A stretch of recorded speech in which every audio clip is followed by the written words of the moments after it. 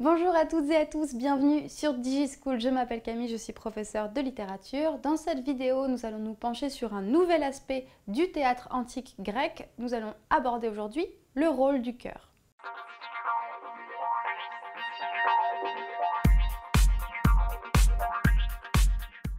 Qu'est-ce que le chœur? C'est une notion parfois difficile à comprendre pour les élèves, étant donné que si le chœur était dans l'Antiquité un élément crucial de la dramaturgie, il s'est petit à petit effacé et a complètement disparu du théâtre moderne et contemporain, sauf lorsqu'il apparaît évidemment en forme d'hommage, en forme de clin d'œil au théâtre antique. Alors, le chœur est donc un personnage composé d'un ensemble de personnages, c'est-à-dire que plusieurs acteurs vont intervenir avec une seule voix, une seule opinion, afin de représenter une collectivité. Cette collectivité représentée, elle est différente de tragédie en tragédie. Par exemple, dans Oedipe à Colone, le chœur est composé de vieillards coloniates. Mais dans Oedipe Roi, le chœur est tantôt composé d'enfants ou de vieillards thébains. Donc voilà, c'est donc un personnage qui représente une collectivité. Le chœur a une place bien spécifique dans le théâtre grec, c'est-à-dire qu'il y a la scène principale, la skéné sur laquelle évoluent les acteurs, donc les personnages, et juste en dessous, il y a l'orchestra où se trouve le chœur.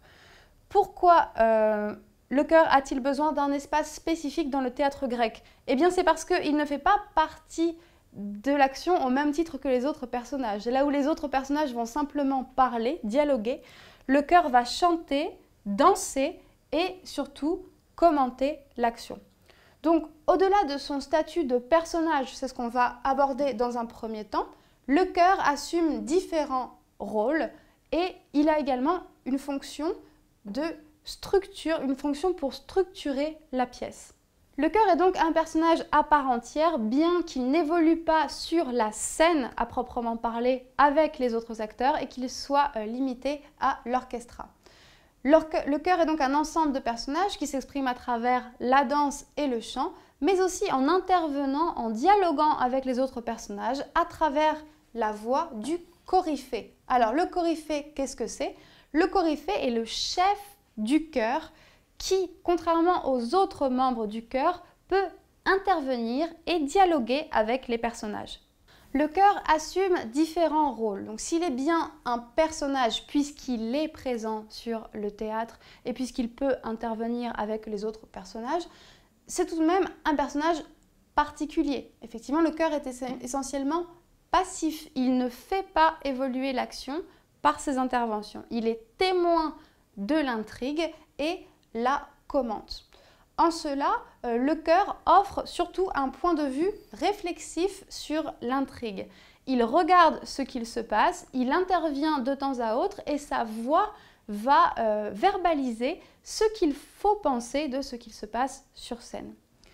En exprimant ce point de vue réflexif, en exprimant cette réflexion quant aux événements de l'intrigue, le chœur guide le spectateur dans ses émotions et lui permet d'achever le processus de catharsis. On avait déjà fait un petit point sur la catharsis, qui est donc un principe aristotélicien, un principe d'Aristote.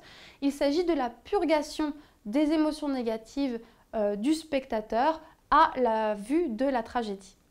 Enfin, et ce sera notre dernier point, le chœur a également une fonction importante dans la structure de la pièce.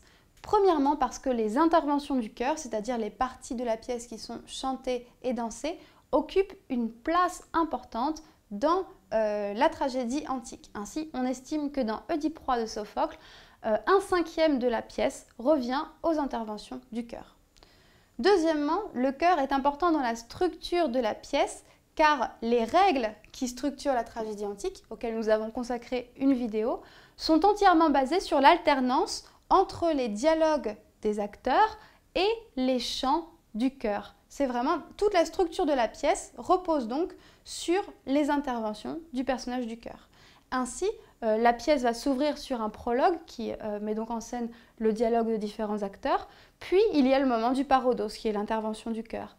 Et ensuite, après chaque épisode dialogué, il y aura une intervention du chœur, le stasimon. Donc vraiment, tout le rythme de la pièce repose sur les interventions du chœur, ce qui lui donne donc une grande importance dans la structure de la tragédie antique. Merci d'avoir regardé cette vidéo, j'espère qu'elle vous aura été utile. N'oubliez pas de vous abonner à notre chaîne et à très bientôt sur DigiSchool.